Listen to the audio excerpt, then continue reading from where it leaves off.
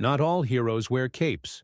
Some wear a uniform, fight for their country, and sacrifice everything. But what happens when one of those heroes has just one wish left? One final message before time runs out. This is the story of a dying soldier.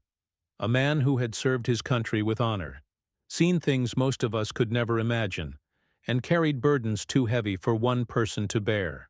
And when his final request reached the White House, no one expected what happened next. Joe Biden's response left the entire country in shock. Meet Sergeant Daniel Carter, a decorated war hero, a man who dedicated his entire life to serving his country. Through war zones, sleepless nights, and unimaginable hardships, he had always stood strong. But now, after years of service, his greatest battle wasn't fought on the battlefield. It was being fought in a hospital bed. Stage 4 cancer, terminal. Doctors had given him only a few weeks to live. But Daniel Carter didn't care about that. He didn't want sympathy. He didn't want people to mourn him. He only wanted one thing: to send a message that only one person could hear. And that person was the President of the United States. From his hospital bed, with shaking hands, Daniel wrote a letter, every word carefully chosen, every sentence carrying the weight of his experiences, his regrets, and his hopes for the future.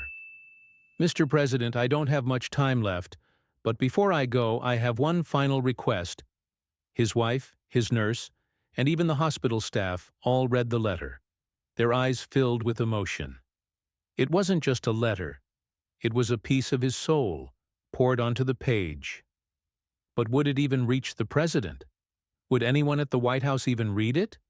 Or would it be just another letter lost in a pile of unread messages? No one expected what would happen next. 3 days later, the phone rang.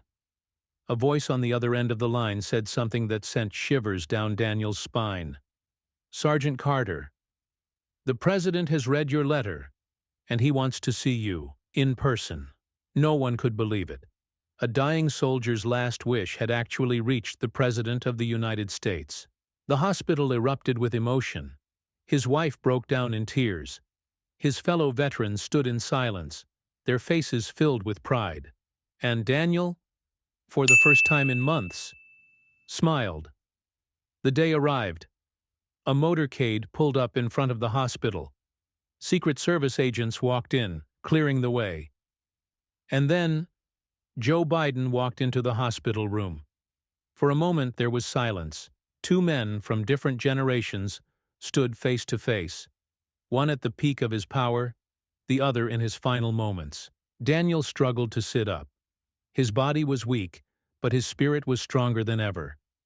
The president reached out his hand, and Daniel took it. "Mr. President," he said, his voice trembling, "I didn't write to ask for anything. I just wanted to say that I hope my service meant something. I hope it mattered."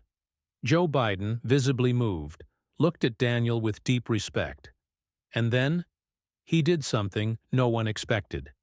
He took off the American flag pin from his suit jacket and placed it in Daniel's hand. "Your service didn't just matter, Sergeant Carter. It shaped this country."